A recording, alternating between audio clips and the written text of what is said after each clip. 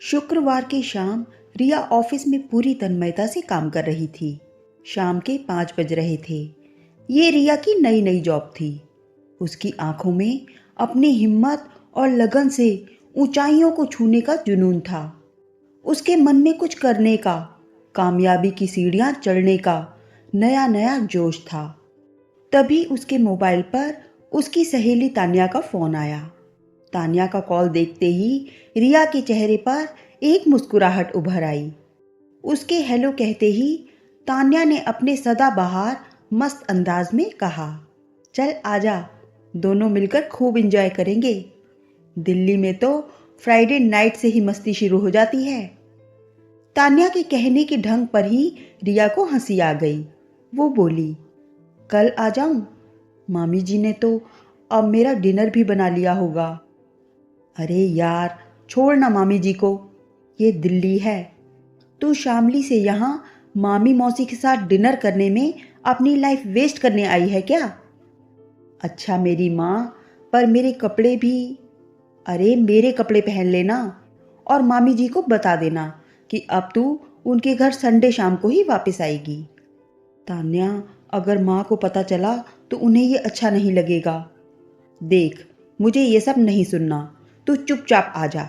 बाहर से dinner order करेंगे और खूब सारी मस्ती करेंगे। मैं भी घर पहुंच ही रही हूँ। ठीक है, आती हूँ।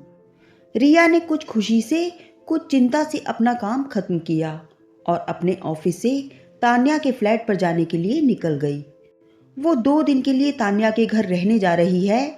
ये सुनकर उसकी मामी कुछ गंभीर तो हुई, पर फिर प्यार से बोली, ठीक है, टेक केयर बेटा। रिया और तान्या दोनों शामली के एक ही मोहल्ले में पली बड़ी थीं। तान्या को दिल्ली में साल भर पहले ही अच्छी जॉब मिल गई थी। वो एक 1 बेडरूम फ्लैट किराए पर लेकर अकेली ही रहती थी। रिया ने अभी 1 महीना पहले ही दिल्ली में जॉब ज्वाइन की थी। उसके मामा मामी के दोनों बेटे विदेश में रहते थे, तो मामा अनिल और मामी सुनीता ने रिया की मम्मी सुधा से कह दिया था कि अगर रिया उनके साथ रहेगी तो उन्हें अच्छा लगेगा। रिया को दिल्ली में अपने मामा मामी के साथ रहने में बहुत अच्छा लग रहा था। दोनों उससे भरपूर स्नेह करते और उसका पूरा ख्याल रखते। दिल्ली आने के बाद रिया 2-3 बार तान्या से उसके ऑफिस में जाकर मिल चुकी थी।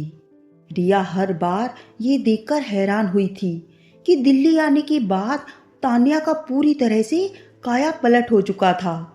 वो अच्छे जॉब पर थी, अकेली रह रही थी और अपनी इस आज़ाद जिंदगी को वो अपने हिसाब से एंजॉय कर रही थी। ये देखकर रिया को बहुत अच्छा लगता।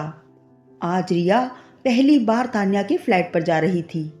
रिया जब तान्या के फ्लैट पर पहुंची और तान्या ने जैसे ही फ्लैट का दरवाज़ा खोला, दोनों खुश होकर गले तो मिली, पर अचानक ही रिया को खांसी का दौरा सा पड़ गया। खांसते खांसते वो बोली, तान्या, ये तो सिगरेट की स्मेल है। तू सिगरेट पीने लगी है क्या? हाँ, तू पिएगी? तान्या खुश होते हुए बोली। तू पागल हो गई है क्या? रिया पहले भी तान्या से मिल चुकी थी, पर उसे ये पता नहीं चल पाया था। उसने ध्यान से फ्लैट में नजर दौड़ाई। किचन के एक कोने में शराब की बोतलें भी पड़ी थीं। सिगरेट के खाली पैकेट्स पड़े थे। ये सब देखकर रिया के माथे पर सिलवटें पड़ गईं। वो परेशान स्वर में बोली, तान्या, ये तो बड़ी गलत बात है। तूने ये सब क्या शुरू कर दिया है? रिया अपनी सहेली के शौक देखकर उदास और काफी चिंतित हो गई थी। ये देखकर तान्या बोली, देख रिया, उपदेश मत देना। फिर उसे प्यार से बिठाते हुए उसके लिए जूस लाई। उसे जूस देकर वो खुद भी वहीं बैठ गई और बोली, तेरे मेरे पापा और भाई सब तो सिगरेट शराब पीते हैं, फिर मैं क्यों नहीं पी सकती? तू अपने पापा और भाई को क्या कभी रोक पाई है? और फिर अब तो हम अच्छा खासा कमाते भी हैं, फिर क्यों ना आराम से अपने शौक पूरे करें? किसी से कुछ मांग तो नहीं रहे ना। अपना खुद का कमाया हुआ पैसा है, मैं जैसे चाहूं वैसे खर्च कर सकती हूँ। रिया उसके इस लॉजिक पर हैरान सी उसे देखती रह गई और बोली, और लोग गलत करते हैं तो क्या हम भी गलत करें?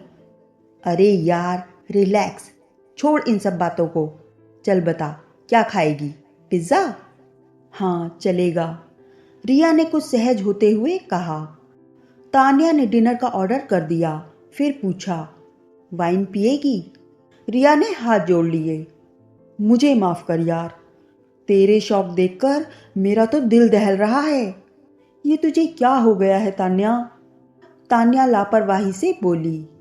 ज्यादा सैंटी मत हो यार, लाइफ एंजॉय करना सीख। ये दिल्ली है, हम यहाँ नहीं जिए तो कहाँ जिएंगे? शामली में? पर ये बेकार शौक रखकर ही क्या दिल्ली की लाइफ एंजॉय कर सकते हैं? जो ये सब शौक नहीं रखते वे नहीं जी रहे यहाँ। नहीं, तान्या ने हंसते हुए कहा। एक चीज दिखाऊं? बड़ी मेहनत से सीखा है। क्या? देख। तान्या ने सिगरेट का पैकेट खोला, फिर कहा, ओह खत्म हो गई, सिर्फ लास्ट बची है। चल रिया, देख मेरा स्टाइल। कहकर तान्या ने सिगरेट सुलगाई और हवा में धुएं के वैसे ही छल्ले बनाए जैसे मूवीज में दिखाया जाता है। ये देखकर रिया ने अपने सिर पर निराशा से हाथ मारा। तान्या ने कहा, रिया पता है, जब ये धुएं के छल्ले उड़ाती हूं ना, लगता है यही लाइफ है। धुएं के इन जादुई छल्लों में जैसे एक थ्रिलिंग लाइफ में पहुंच जाती हूं, एकदम बिंदास बेफिक्र। वाह रिया, मजा आ जाता है। तू ट्राई करेगी? कभी नहीं। रिया का जवाब सुनकर तान्या ठहाका लगाते हुए उठी और एक ग्लास में शराब भी लेकर बैठ गई। ये देखकर रिया बहुत असहज हो गई और बोली, तेरी ये आदतें देखकर मुझे बहुत दुख हो रहा है तान्या। क्यों? दुख क्यों हो रहा है? लड़के भी तो पीते हैं, बराबरी का जमाना है यार। हम क्यों किसी बात में पीछे रहें? हम लड़कों से कम हैं क्या? लड़कों से बराबरी अच्छी चीजों में भी हो सकती है। अपने को लड़कों से इन शौकों में बराबरी देकर क्या मिलेगा तुम्हें? खराब हेल्थ। ये कहकर रिया गंभीर हो गई। तभी तान्या ने कहा, रुक, मैं जरा और सिगरेट मंगवा लेती हूँ, खत्म हो गई है। फिर उसने पिज्जा डिलीवरी बॉय को फोन किया और बोली, एक पैकेट गोल्ड फ्लैग सिगरेट भी ले आना प्लीज, मैं पेमेंट कर दूंगी। रिया चुपचाप तान्या की हरकतें देखती रही। दोनों फिर आम बातें हंसी मजाक करने लगी। दो पुरानी सहेलियों की आम मस्ती शुरू हो गई। दोनों अपने अपने ऑफिस की बातें शेयर करती रहीं। तान्या अपने पैक बना बनाकर पीती रही।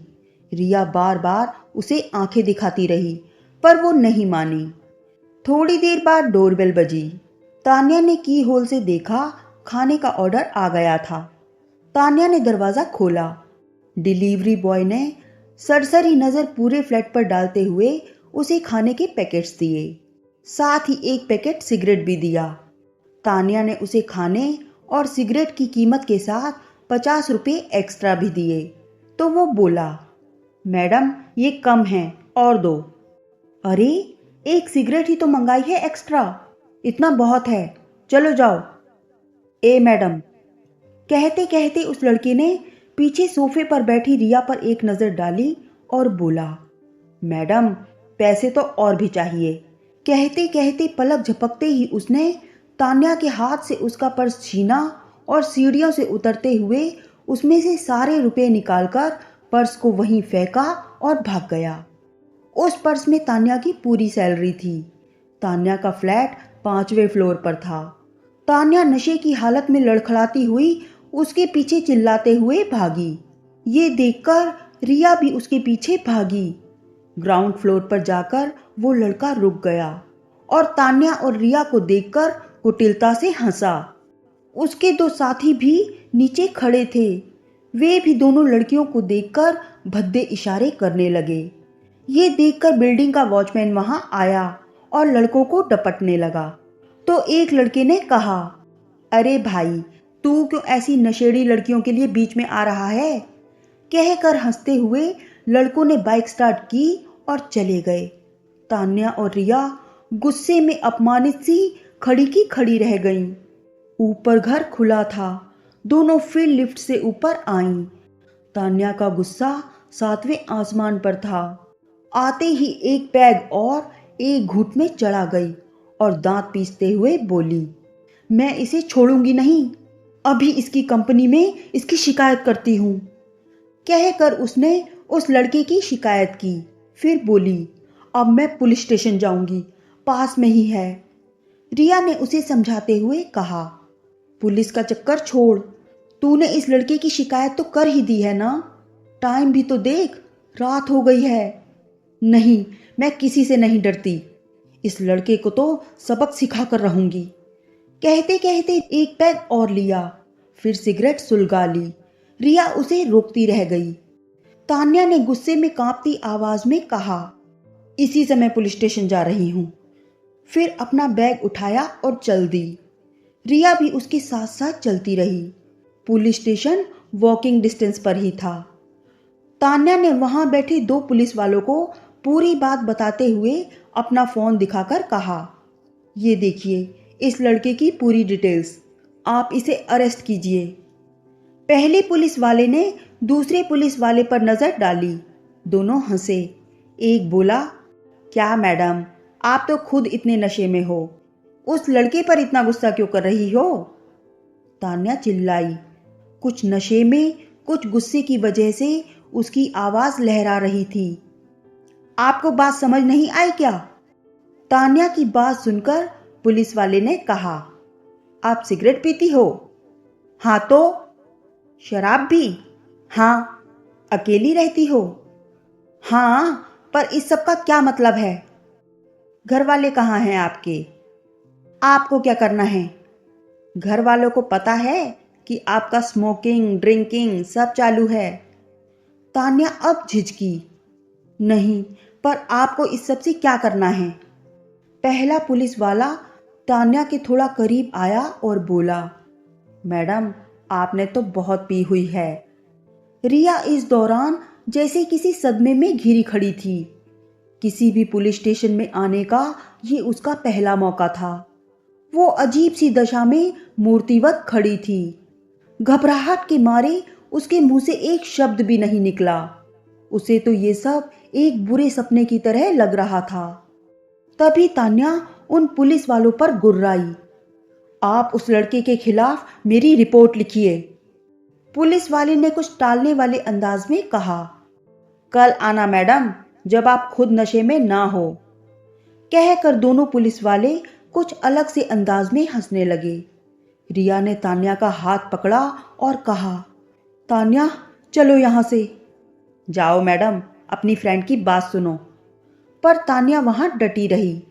पुलिस वाला फिर बोला, मैडम, सिगरेट शराब सब चलता है आपका, बॉयफ्रेंड के साथ मस्ती भी चालू है क्या?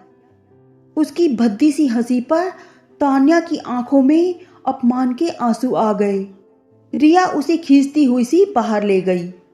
तान्या के आंसू अब नहीं रुक रहे थे। वो अभी भी नशे में झूम सी रही थी। घर आने पर रिया ने उसे प्यार से बिठाया, पानी पिलाया। उसे अब तान्या पर गुस्सा नहीं, तरस आ रहा था। पुलिस वालों की नजरें उनकी बातें याद करके तान्या को झुरझुरी सी आ रही थी। थोड़ी देर पहले लाइफ को इसी तरह इंजॉय करने की बात करने वाली तान्या अब फूट फूट कर रो रही थी। रिया ने उसके पास बैठकर उसका हाथ पकड़कर प्यार से कहा, तान्या, मैं ये नहीं कहती कि उस लड़के या पुलिस वालों ने ठीक किया, वो पूरी तरह से गलत थे। पर सोच, तेरी सिगरेट और शराब की लत ने आज हमें कहाँ पहुँचा दिया। हम पढ़ी लिखी आत्मनिर्भर लड़कियाँ रात को इस समय कहाँ से वापस आ रही हैं? सोच जरा, हम रात को इस समय 10 बजे अपनी इंसल्ट करवा कर आ रही हैं। तान्या, हमें लड़कों से बराबरी सिगरेट शराब पीकर नहीं करनी है।